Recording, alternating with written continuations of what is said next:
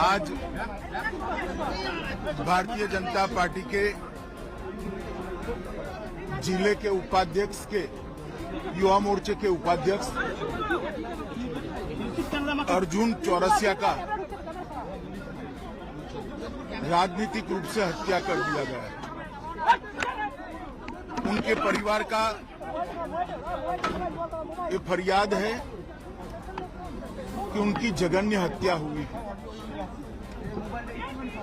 कल ही तृणमूल सरकार के 1 साल हुआ है, उसके दूसरे ही दिन बंगाल में राजनीतिक हिंसा, राजनीतिक हत्या का परंपरा फिर से शुरू किया है। पूरे बंगाल में जहां पर भी जाते हैं राजनीतिक हिंसा, प्रतिशोध में हत्याएं और विरोधी राजनीतिक दलों के कार्यकर्ताओं को चुन चुन कर निशाना बनाने का अनेक उदाहरण हमारे सामने आए हैं। भारतीय जनता पार्टी अर्जुन की हत्या की, चौरसिया की हत्या की घोर निंदा कर रही है और हम भारतीय जनता पार्टी के सभी लोग न्याय की अदालत के सामने जाकर जिन्होंने भी चौरसिया का हत्या किया है उनको इस जघन्य हत्या का कड़ी से कड़ी सजा मिले, वो सुनिश्चित करेंगे। मैं आज पूरे बंगाल की जनता को ये बताना चाहता हूं कि इसी के खिलाफ भारतीय जनता पार्टी लड़ रही है। बंगाल के अंदर विरोधियों की आवाज को कुचल देना, हिंसा और हत्याओं से डराने का प्रयास करना, पहले कम्युनिस्ट शासन में और अब उससे बढ़ चढ़कर तृणमूल कांग्रेस के शासन में हुआ है। मैं पीड़ित परिवार से मिला हूं। पीड़ित परिवार की चौरसिया की दादी को भी नहीं बख्शा गया, उनको भी मारा गया।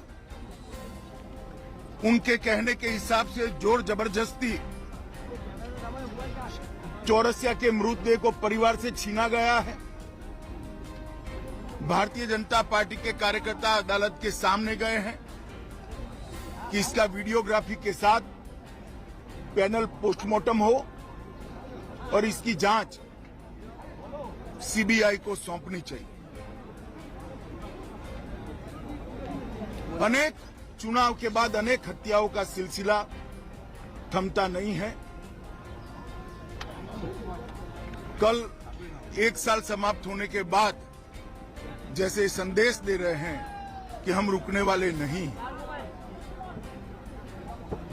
भारतीय जनता पार्टी हिंसा की राजनीति में ना विश्वास करती है, ना हिंसा की राजनीति से डरती है।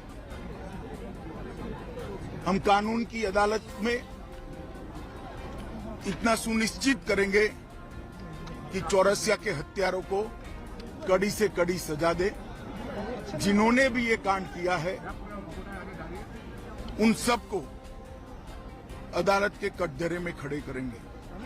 डर का माहौल पैदा करने के लिए स्वाभाविक रूप से डर का माहौल पैदा करने की साजिश भी है और प्रयास भी है।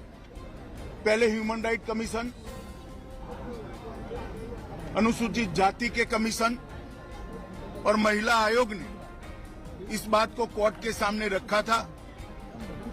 शायद 1 साल के कम अंतराल में देश के किसी भी प्रांत में इतने ज्यादा केस सीबीआई को सुपुर्द नहीं किए होंगे जितना बंगाल सरकार से केस लेकर हाईकोर्ट ने सीबीआई को दिया है। यही बताता है कि कोर्ट को यहाँ की कानून और व्यवस्था और पुलिस पर भरोसा नहीं रहा।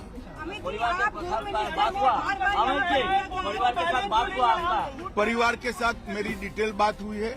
स्वाभाविक रूप से परिवार काफी आहत है, बेटा जाने से भी आहत है, और उसके बाद प्रशासन ने उनसे जो व्यवहार किया है, जो अत्याचार किया है, परिवार के लोगों को मारा है, जिन्होंने हत्या की उसको पकड़ना तो दूर रहा, परिवार के लोगों को मारने का काम किया है, उससे बहुत आहत है।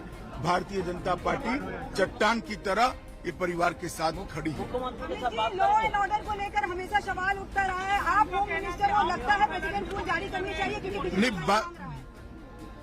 भारत सरकार का गृह मंत्रालय भी इस घटना का गंभीरता से संज्ञान लेता है, और आज ही गृह मंत्रालय ने वेस्ट बंगाल सरकार से रिपोर्ट तलब की है।